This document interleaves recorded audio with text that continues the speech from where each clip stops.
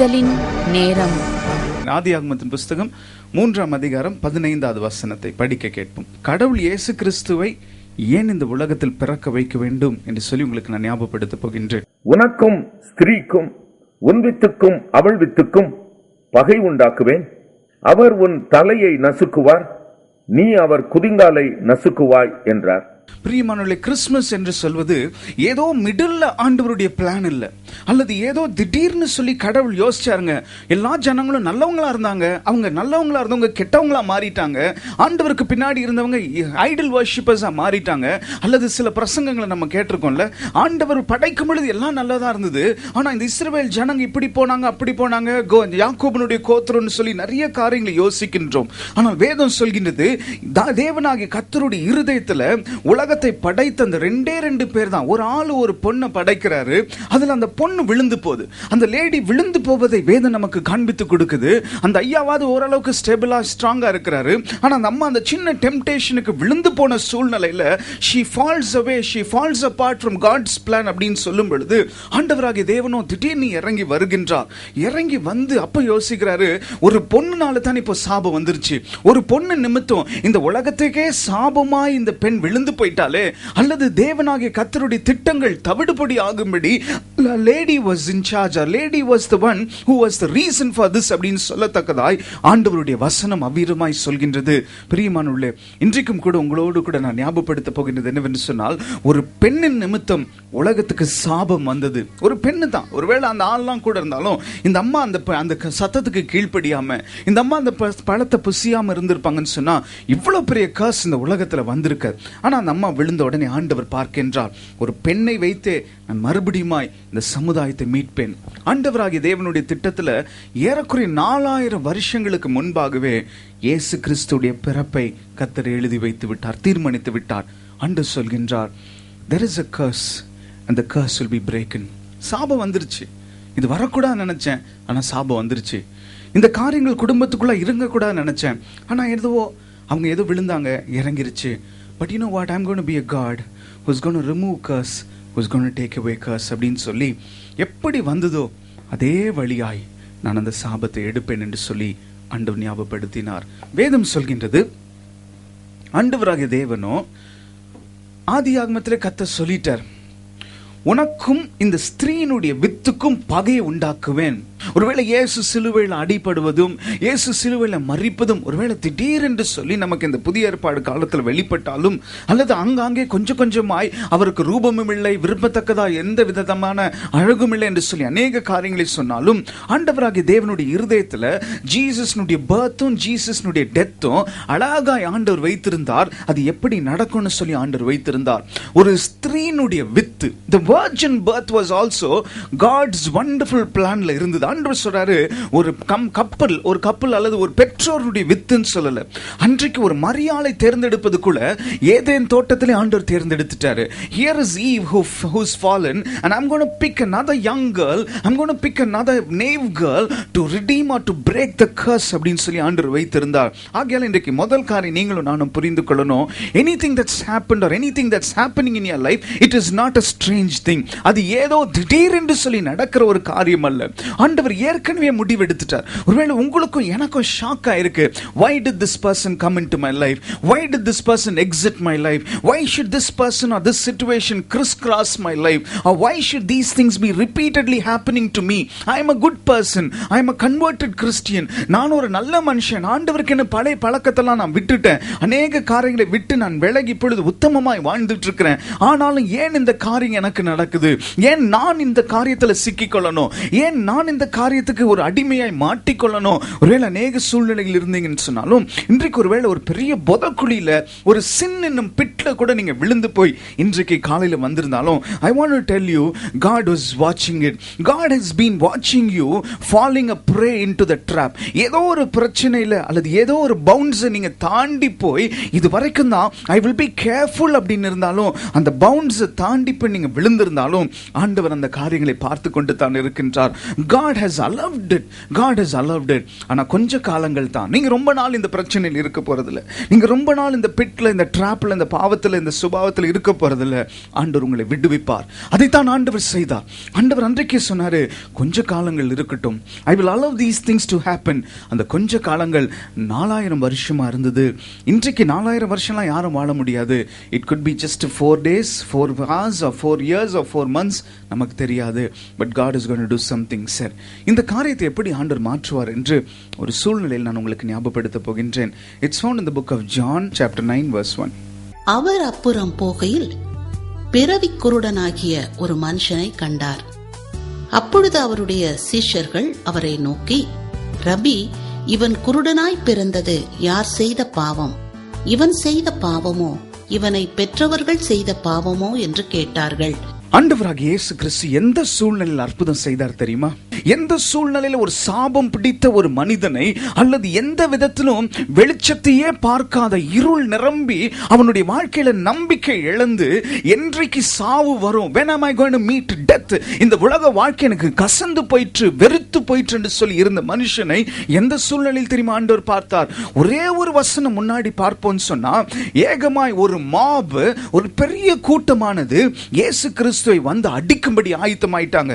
உலகத்தை படைத்தவர், ஒரு வார்த்தையினால மலைகளையும் கடலையும் காற்றையும் படைத்தவரை ஒரு கூட்டம், மாப்க்கு பெரிய கூட்டம் வந்து இயேசுவை பிடித்து அடித்து சாகடிக்கும்படி ஆயத்தமாயிட்டாங்க. ஏன் வந்தாங்கன்னு சொன்னா, இயேசு சொல்கின்றார், நான் ஆபிரகாமுக்கு முன்பாகவே இருந்தேன் அப்படின்னு சொல்லி அந்த ஜனங்களோடு பேசுற. இந்த ஜனங்களுக்கு கோபம், என்னையா உனக்கு 30 வயசு தானே ஆகுது, you're just a 30-year-old man. Abraham எத்தனை வயசு வரைக்கும் இருந்தார் தெரியுமா? அவர் எத்தனை thousands of years முன்னாடி பிறந்தாரு, வாழ்ந்தாரு தெரியுமா? எங்களுடைய சூப்பர் ஃபாதர் ஆகிய ஆபிரகாமுடைய வயசு என்ன, உன் வயசு என்ன அப்படின்னு சொல்லி எவ்வளவு தைரியம் தான் நீ பொய் சொல்லுவ அப்படின்னு சொல்லிட்டு இயேசு கிறிஸ்துவை அடிக்கும்படி, அவரை துன்புறுத்தும்படி வருகின்றார்கள். பெரிய பெரிய கற்கள் எடுத்துக்கொண்டாங்க. கற்கள்னா கையில் இருக்க கூழாங்கல், ஏதோ கையில் இருக்கிற செங்கல் இல்ல. அன்றைக்கு ரோட்ல, நம்மளுடைய நடு ரோட்ல இருக்குமே போல்டர்ஸ், அப்படிப்பட்ட பெரிய கற்கள் எடுத்து இயேசு கிறிஸ்துவை சாகடிக்கும்படி, அவர் மேல் தூக்கி அடிக்கும்படி ஆயத்தமாகும் பொழுது வேதம் சொல்கின்றது, இயேசு கிறிஸ்து மறைந்தார். படிக்க கேட்போமா? 8th chapter 58-59. அதற்கு இயேசு, ஆபிரகாம் உண்டாகிறதற்கு முன்னமே நான் இருக்கிறேன் என்று மெய்யாகவே மெய்யாகவே உங்களுக்கு சொல்லுகிறேன் என்றார். அப்பொழுது அவர் மேல் எரியும்படி கல்லுகளை எடுத்துக்கொண்டார்கள். இயேசு மறைந்து அவர்கள் நடுவே கடந்து தேவாலயத்தை விட்டு போனார். பெரியமானவர்களே, ஒரு பெரிய பிரச்சனை, அவருடைய உயிரை எடுக்கும்படி வந்துட்டாங்க, சாகடிக்கும்படி வந்துட்டாங்க. இயேசு மறைஞ்சு போயிட்டார். அப்படியே ஒளிஞ்சுக்கிட்டு அந்த கூட்டத்தில் எப்படியோ ஸ்லிப் ஆகி பேக் வழியா வந்துட்டேன், ஐயோ பெரிய மிஸ்ஸுங்க, ஜஸ்ட் மிஸ்ஸுங்க அப்படின்னு சொல்லத்தக்கதாய் நான் மறைந்து ஒளிந்து, I slipped out of the situation சொல்லத்தக்கதாய் ஆண்டவராக இயேசு தப்பித்து வெளியில வந்துட்டார். தப்பித்து வெளியில வரும் பொழுது அப்போ அவருடைய இருதயம்லாம், அவருடைய ஹார்ட் பீட் எவ்வளோ ஹையாக இருந்திருக்கும். சற்று யோசிச்சு பாருங்க. ஏதோ ஒரு பெரிய பிரச்சனை, தப்பு அல்லது ஏதோ ஒரு போராட்டம் வரும் பொழுது ஃபர்ஸ்ட் சைனு நம்ம பால்பிட்டேஷன், நம்முடைய ஹார்ட் பீட்டை நம்மளே உணர முடியும், நம்மளே கேட்க முடியும். அப்போ இயேசு கிறிஸ்துடைய இருதயம்லாம் வேதனையாக இருந்திருக்கும். இந்த ஜனங்களுக்கு நான் மெய்யை தானே சொன்னேன், உண்மையை தானே சொன்னேன், மெய்யாகவே மெய்யாகவேன்னு தானே சொன்னேன், ஆனால் அந்த ஜனங்க இப்படி செஞ்சுட்டாங்களேன்னு சொல்லி 1000 பயங்கள் மத்தியில் இருந்திருக்கலாம். பிரியமானவர்களே, வேதம் சொல்லுது, அந்த சூழ்நிலையிலும் நம்பிக்கையற்ற நிலைமையில ஒரு மனிதன் இருந்தான். அந்த மனுஷன் இயேசுவை பார்க்கல, அந்த மனுஷனால பார்க்க முடியாது. ஆனால் அந்த மனுஷனை ஆண்டவராக இயேசு பார்த்தார். பிரியமானவர்களே, இன்றைக்கு ஆண்டவராக இயேசு கிறிஸ்து உங்களை பார்க்கின்றார். நீங்க நினைத்து கொண்டிருக்கிறீங்க, God is not watching me brother, you don't know what I am going through, I can't tell this to anybody. இது யார்ட்டையும் சொல்ல முடியாது. நீங்கள் ஜெபிக்கிறவராக இருந்தாலும், எனக்காக ஜெபிக்கிறவங்க நிறைய பேர் இருந்தாலும், I cannot tell what I am going through. I'm wriggling like a worm. ஒருவேளை ஒரு புழுவை போல நான் துடித்துட்டு இருக்கிறேன். சில பிரச்சனைகள் வந்தது நிமித்தம், சில போராட்டங்கள் நிமித்தம், I am seeing certain things happening, but I am helplessly standing there. I am not able to do anything regarding this ன்னு சொல்லி ஒருவேளை கண்ணீரோடு இருப்பீங்கன்னு சொன்னால், உங்களுடைய பிள்ளைகளாக இருக்கலாம், பேர பிள்ளைகளாக இருக்கலாம், உங்களுக்கு வந்த மருமகளாக இருக்கலாம், அல்லது உங்களுக்கு உங்களுக்கு இருக்கிற பாஸஸாக இருக்கலாம், அல்லது உங்களுடைய ஏஜிங்காக இருக்கலாம், அல்லது உங்களுடைய ஃபைனான்சஸ் கம்மி ஆகிட்டே இருக்குது, மை எக்ஸ்பென்சஸ் ஆர் க்ரோயிங். ஒருவேளை 1000 பிரச்சனை மத்தியில் வந்தாலும் எப்படி நான் இந்த எதிர்காலத்தை கடந்து போக போகிறேன், have am I going to step into this great future அப்படின்னு சொல்லி நம்பிக்கை இழந்து வந்திருந்தாலும் இன்றைக்கு நான் உங்களுக்கு ஞாபகப்படுத்த போகிறேன், ஆண்டவராகிய இயேசு கிறிஸ்து உங்களை பார்க்கின்றார். There is a God who is watching you. அப்பொழுது கூட அந்த ஜனங்களாம் கேட்குறாங்க, ஆண்டவரே இது யார் செய்த பாவம்? Who sinned? அவனை பார்த்தோன்னே அவருக்கு ஒரு வேளை கண் இல்லை, அந்த கண் இல்லாமல் அவர் உட்காந்துட்டு ரோட்டில் பிச்சை எடுத்துக்கிட்டோ ஏதோ ஒரு வேதனையோடு இருக்கிறாரு. அப்போ உடனே கூட இருந்த நல்ல பிலீவர்ஸ் என்ன தெரியுமா கேட்டாங்க, Who sin is this? Who sin is this? ஏன் இப்படி பிச்சை எடுக்கிறான்? நாங்கள்லாம் நல்லா ஆரோக்கியமாக தானே இருக்கிறோம், நாங்கள்லாம் எல்லா உறுப்புகளும் செயல்பட்டு தானே இருக்கிறோம், ஏன் இப்படி பிச்சை எடுத்துக்கிட்டு கண்ணு தெரியாமல் அவனே அவனை பார்த்ததில்லை, அவன் அப்பா அம்மாவை பார்த்ததில்லை, இப்படி ஒரு அபல நிலைமையில் ஏன் இருக்கிறான்னு சொல்லி உடனே ஒரு ஜட்ஜ்மெண்ட்டை பாஸ் பண்ணிட்டாங்க. Second thing that I want to tell you is like, you and I are always surrounded by people who take note of our problems rather than examining or rather than checking their sinful life. இந்த ஜனங்க ஒரு நிமிஷம் யோசிச்சு, அட நம்ம எவ்வளோ பாவம் பண்ணுறோம், நம்ம எவ்வளோ தப்பு பண்ணுறோம், டெய்லி நம்ம செய்யக்கூடாது செஞ்சிட்ருக்குறோம், எதை செய்யணுமோ அதை செய்ய மாட்டேன்றோம், இதுதான் லாஸ்ட், இனிமேல் செய்ய மாட்டேன்னு சொல்லி இவ்வளோ செய்கிறோமே, நம்மளை கடவுள் கிருபையாய் உடம்புல எல்லா பார்ட்ஸும் செயல்படும்படி வச்சுக்கிட்டு இந்த மனுஷன் பரிதாபம், இந்த மனுஷன் பிறக்கும் பொழுதே அவனுடைய கண்ணை பிடுங்கிட்டாரு, ஆண்டவர் நமக்கு எவ்வளோ பெரிய கிஃப்ட் கொடுத்துருக்கிறாரு, ஹவு மச் காட் இஸ் பிளெஸ்ட்னு சொல்லி ஆண்டவருக்கு இன்னும் ஒரு படி நன்றி உள்ளவர்களாய் போயிருக்கணும். ஆனால் மாறாய், they were swift, they were so fast in judging them. டக்குன்னு சொல்லிட்டாங்க, ஏன் இப்படி நடந்தது, இது ஏன் நடந்ததுன்னு சொல்லி அவனை வேதனைப்படுத்தும்படி ஆயத்தமாகின்றார்கள். ரெண்டாவது காரியம், காலையில் you and I are surrounded by people who are very fast in pointing out a finger. நமக்கு ஏதாவது தப்பு நடந்துருச்சுன்னா, நமக்கு ஏதாவது ஒரு அசிங்கம் நடந்துருச்சுன்னா, நம்ம வீட்டில் ஏதாவது ஒரு குழப்பம் நடந்துருச்சுன்னா உடனே சொல்லுவாங்க, பாத்தியா நீ கடவுள் நீ ஓடினிய, பாத்தியா உன் வாழ்க்கையில் எப்படி அசிங்கமாயிருச்சு, நீ இப்படி ஆண்டவர்னு வைராகியமா ஊழியம்னு சொன்னிய, பாத்தியா உன் வாழ்க்கை எப்படி ஆயிருச்சு, more than anything else you gave so much of importance and priority for God. Look at the humble situation that God has put you into. உன்னை பார்க்கல நான் ரொம்ப சந்தோஷமா இருக்கேனேப்பா, என் குடும்பத்தை பாரு, என் வீட்டை பாரு, என்னுடைய சொத்தை பாரு, என்னுடைய காரு பங்களாவை பாரு, see how happy I am. ஆனா நீ கடவுளையே சார்ந்து இருக்கிற, நீ இன்னும் ஓட்டாண்டியா தானே இருக்கிற, இன்னும் நீ ஒரு சாதாரண பிட்டியபிள் ஸ்டேட்ல தானே இருக்கிற. உங்களை என்னை சுற்றி அநேகர் சொல்லுவார்கள், இயேசு கிறிஸ்துவுக்கு முன்பாய் ஒரு ஸ்திரீயை கொண்டு வராங்க, அந்த ஸ்திரீ பாவம் செய்தாள்னு சொல்லி கொண்டு வராங்க, அந்த ஆளை கொண்டு வரல, அந்த அம்மாவை மட்டும் கொண்டு வந்து நிறுத்துறாங்க. நிறுத்தின பிறகு சொல்றாங்க, கல் எறிஞ்சு சாகடிக்கணும், நாங்கள் எல்லாம் கல் எறிஞ்சு சாகடிக்கணும். அப்போ இயேசு கீழே குடிஞ்சு ஏதோ ஒன்று எழுதுகின்றார். சிலர் சொல்றாங்க 10 commandments எழுதுறார், சிலர் சொல்றாங்க சிலருடைய பேரை ஆண்டவர் எழுதுறாரு, சிலர் சொல்றாங்க ஆண்டவர் சில காரியங்களை அந்த பெண்ணுடைய வாழ்க்கையும் அல்லது சுற்றி இருக்கிறவங்க வாழ்க்கை குறித்து தீர்க்க தரிசனமாக எழுதுகின்றார். ஆனால் முடிவு என்ன, அது எழுது முடித்த பிறகு ஆண்டவர் சொல்றாரு, யாருக்கு பாவம் இல்லையோ அவங்க ஃபஸ்ட்டு கல்லை தூக்கி போடுங்க அல்லது கற்களை தூக்கி போடுங்க. நமக்கு தெரிஞ்சது தான், எல்லாரும் கீழே ட்ராப் பண்ணிவிட்டு அவங்க எல்லாம் போயிட்டாங்க. காரணம், அட நானும் தப்பு செஞ்சுருக்கேனே, ஐ எம் ஆல்சோ அ சின்னர். இன்னைக்கு இந்த பொண்ணு மாட்டிக்கிட்டா, today this girl has been cornered, today this girl has been brought to the forefront, but I am a worst sinner. இதை காட்டிலும் நான் மூடி மறைக்கப்பட்ட எக்கச்சக்க பாவம் இருக்கு. But I am somebody who's pretending as if I'm a clean person, as if I'm a righteous person. என் வாழ்க்கையில் ஒன்றும் இல்லை, நீ தான் தப்பு செய்கிற ஈஸியாக நான் விரல் அநேகர் காண்பித்து கொடுத்துட்றேன். But I have so many areas which are very dark, which are secret pockets அப்படின்னு புரிந்து கொண்டார்கள். பிரியமானுள்ளே, இன்றைக்கு இந்த கர்ஸை ஆண்டவர் உடைப்பதற்கு முன்பாய் நீங்களும் நானும் புரிந்து கொள்ளணும், it is not our works, it is God's grace that we are here. ஆண்டவருடைய சுத்த கிருபை. இன்றைக்கு நீங்களும் நானும் இங்கே நின்று கொண்டிருக்கிறோம், இந்த இடத்துல நாங்கள் சந்தோஷமாக இருக்கிறோம். மூன்றாவதான காரியம் வேதம் சொல்கின்றது, ஆண்டவரோ அந்த மனுஷனை பார்க்கின்றார். பார்த்துட்டு குளமோ தூரத்தில் இருக்குது, there was water but the water was very far away. Immediately he did not say come again on another day அப்படின்னு சொல்லலை. ஆண்டவரோ வேதம் சொல்கின்றது, கீழே எச்சலை உமிழ்ந்து அந்த இடத்துல he makes a small clay மாதிரி ஒரு சின்ன போர்ஷனை செஞ்சு அதை எடுத்து அவனுடைய கண்களில் தடவுகின்றார் என்று வேதம் சொல்கின்றது. பிரியமானவர்களே, மூன்றாவது காரியம், you and I need something to happen this year. ஒருவேளை இந்த வருஷத்தை முடிக்கணும் 7 நாட்கள் தான் இருக்குது, ஆனால் ஏதோ ஒன்று நடக்கணும், யாரோ மாறணும், ஏதோ சூழ்நிலையில் ஒரு அற்புதம் நடக்கணும், நம்ம எதிர்பார்த்து வந்திருக்கிறோம். பிரியமானவர்களே, ஒருவேளை நீங்கள் நினச்சிட்டு இருக்கிறீங்க இது நடக்கணுங்க, அது நடக்கணுங்க, இது நடக்கணுங்க அப்படின்னு நினச்சிட்டு இருக்கீங்க. ஆண்டவர் பார்த்து சிரிப்பார். என்னையா இப்படி நினைச்சிட்டு இருக்கிறீங்க, என்ன இப்படி லாஜிக்கல் திங்கிங்லாம் யூஸ் பண்றீங்க? அன்னைக்கு அவன் நினைச்சிருப்பான், ஆண்டவர் அழகா ஒரு மக்களை தண்ணி கொண்டாங்க, ஒரு ஜார்ல தண்ணி கொண்டாங்க, ஒரு ஜக்குல தண்ணி கொண்டாங்க, ஆண்டவர் அதெல்லாம் ஒன்றும் சொல்லலை. திடீர்னு அவர் கையில் இருந்தது, he just spits, makes a small portion of the clay, தடவிட்டு ஆண்டவர் சொல்றாரு, சீலோவாம் குளத்துல போய் கழுவு அப்படின்னு சொல்லி விடுகின்றார். சீலோவாம் குளம் என்று சொன்னால் அந்த தண்ணி எங்கேருந்து வரும்னு சொன்னா, ஸ்காலர்ஸே ஜாயன்ல இருந்து அந்த தண்ணி வருகின்றது அப்படின்னு சொல்றாங்க. the water in the pool of Siloam comes from Zion அப்படின்னு சொல்றாங்க. அப்படின்னு சொன்னா அது ஒரு பரிசுத்தமான தேவனுடைய ஸ்தலத்திலிருந்து அந்த தண்ணீர் வந்து இறங்குகின்றது.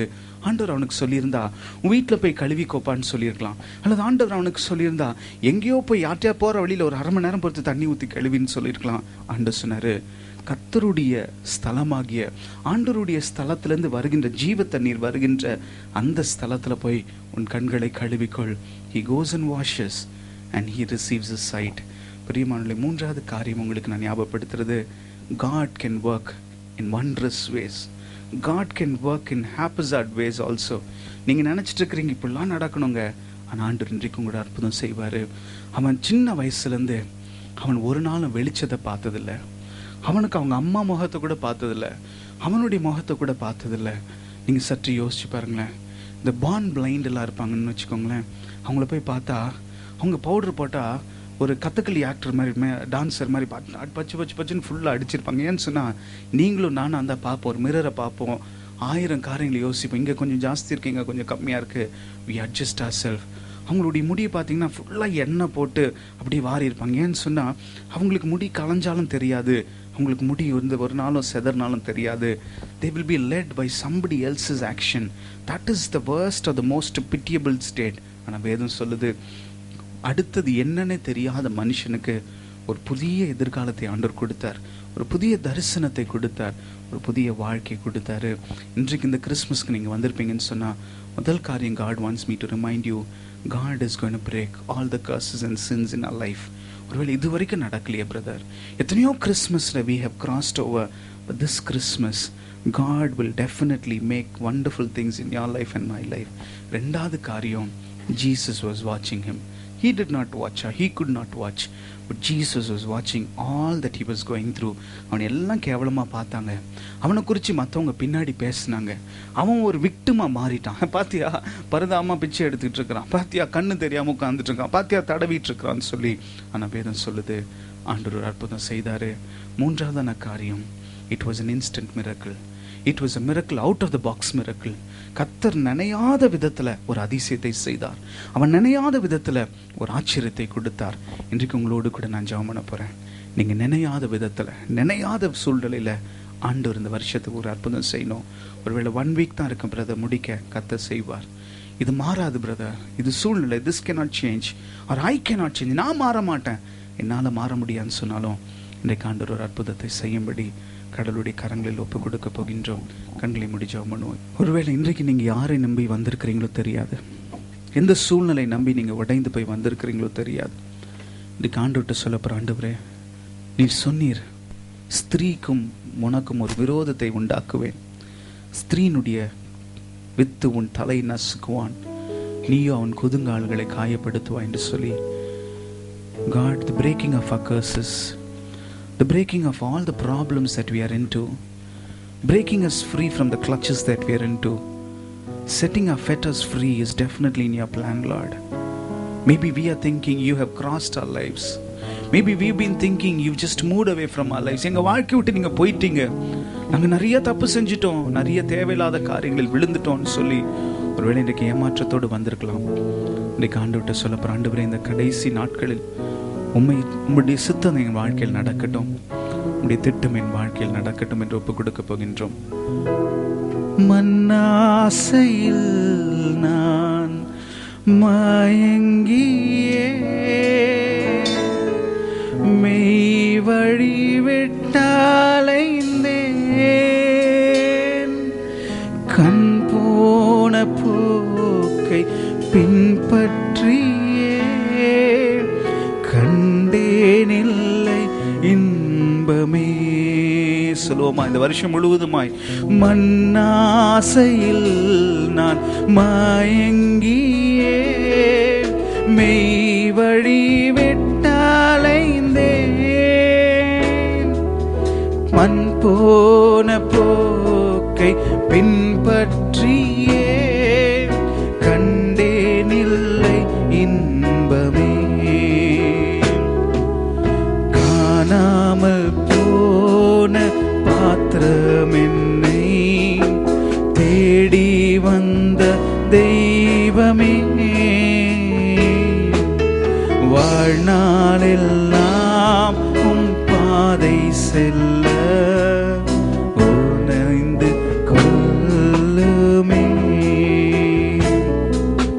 கூயவனே கூயவனே படைப்பின் காரணனே,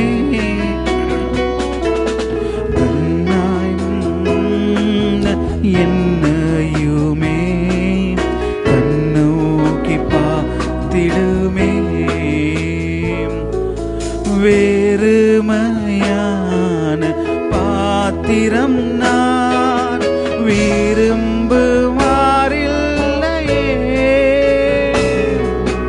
நீரம்பி வழியும் பாத்திரமாய் விளங்க செய்யுமே.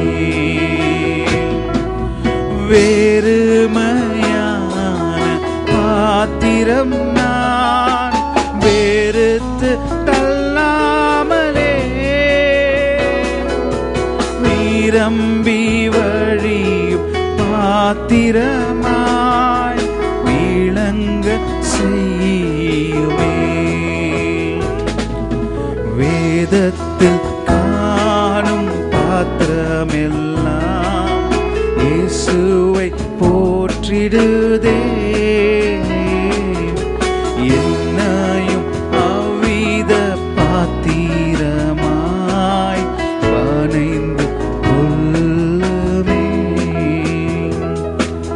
கூயவனே, நீங்க சொல்லுங்க ஆண்டவரே, the last few days of this year mold me and make me somebody new, Lord. Mold me and make me as what you want me to be. இந்த வருஷம் முடிவதற்குள்ளாய் நான் என்ன உம்முடைய கரத்தில் ஒப்புக் கொடுக்கிறேன், என்னை மாற்றிக்கொள்ளுன்னு கேளுங்க.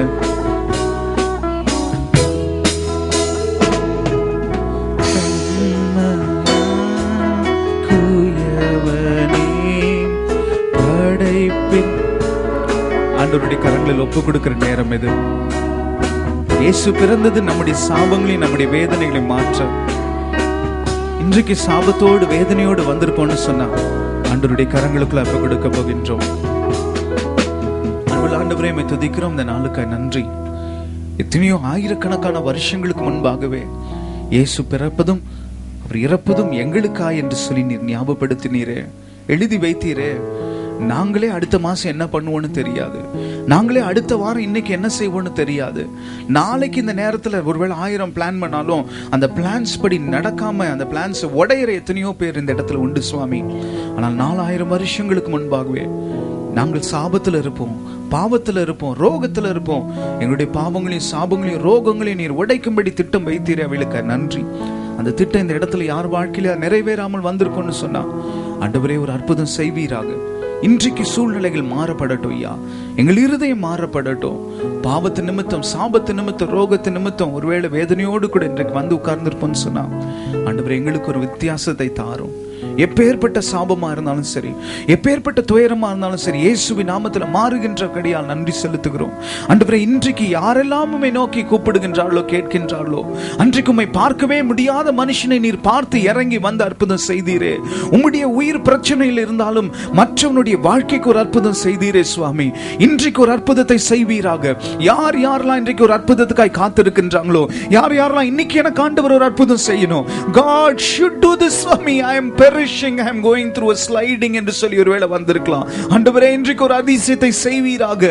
ஐயோ, நாங்கள் சரிந்து கொண்டிருக்கிறோம், எங்கள் விசுவாசம் சரிகின்றது, எங்களுடைய பொருளாதாரம் பணம் சரிகின்றது, எங்களுடைய நிம்மதி சரிந்து போயிருக்குது, குடும்பத்துக்குள்ள ஐக்கியம் சமாதானம் சரிந்து போயிருக்குது, எங்கள் வாழ்க்கையில் நாங்கள் சிலரை இழந்துட்டோமோ என்று சொல்லி வேதனையோடு வந்திருக்கிறோம் என்று சொல்லி யாரெல்லாம் கண்ணீரோடு வந்திருந்தாலும் சரி, இன்றைக்கு இவர்களுக்கு ஒரு அதிசயத்தை செய்வீராக, இவளுக்கு ஒரு ஆச்சரியத்தை செய்யும்படி ஜெபிக்கிறோம். உம்முடைய கரம் கூட இருப்பது எல்லாம் பார்க்கத்தக்கதாய் எங்களை ஆசீர்வதியும். இந்த புதிய நாளுக்காய் நன்றி ஆண்டவரே. இன்னொரு வருஷம் we have seen this festivity, Lord. We thank you for that. It is not our grace, it's not the diet, it's not our exercise routine or our regime, it's simply your grace. We thank you for that. வந்தவளை ஆசீர்வதியும். We pray for the first people who come here for the first time. Bless them, Lord. In Jesus' name we pray. Amen. அருமையானவர்களே, நீங்கள் கேட்ட செய்தி உங்கள் ஆவிக்குரிய வாழ்க்கைக்கு பிரயோஜனமாய் இருந்திருக்கும் என்று நிச்சயமாய் நம்புகிறேன். எங்களுடைய வாராந்திர கூட்டங்கள்